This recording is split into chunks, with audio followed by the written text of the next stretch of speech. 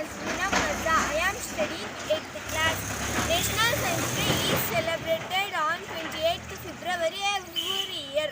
This day is celebrated by the invitation of the Raman effect.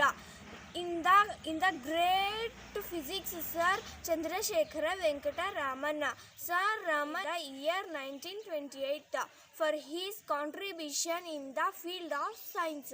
Sir Raman was awarded with Nobel Prize in Physics in the year 1930. By celebrating this day, National Science Day, we show dignity and respected by the famous physics for his contribution in the field of science.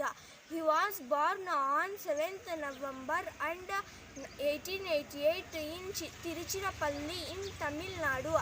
His father name is Chandrasekhara Iyer and his mother Parvati Ammal. Thank you very much.